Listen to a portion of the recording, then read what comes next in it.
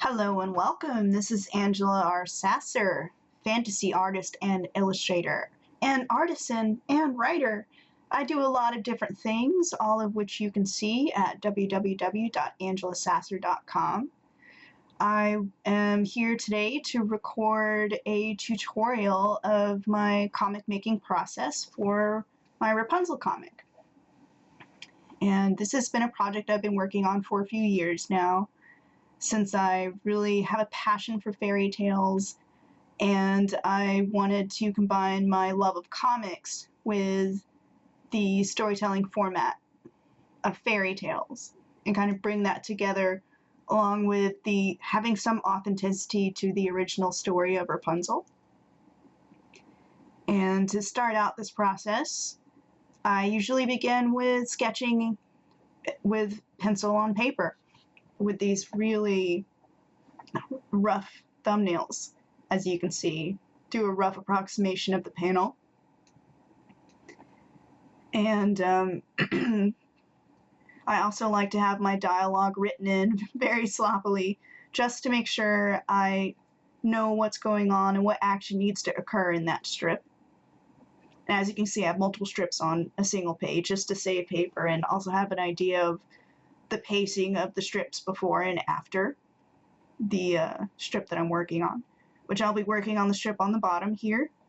The Healing Tears scene, which I've been working on, or rather looking forward to for a very long time now. And so I basically start off by actually copying and pasting this into my file here, and I just have a layer filled with black. Then I created a layer mask, and I've traced white out over the lines of the sketch. And I've actually changed up the strip format a little bit so that there's an extra scene on the end, because my thumbnails were actually a little too short. So when I brought them to the strip format, I actually had a little more room. So I thought I'd combine the last scene here.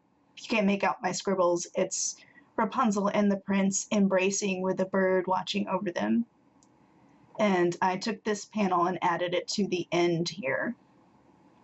So that way it's the healing tears and the embrace all in this one climactic finale. That way the last panel can be a portrait of the family after they've survived their ordeals in the forest.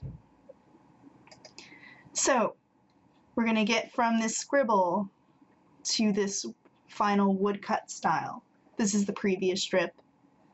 And how I like to set things up is to go to Window, Arrange, and to up horizontal. That way I have the previous strip in the same window, so I can keep continuity across characters. And that way I can keep things looking the same.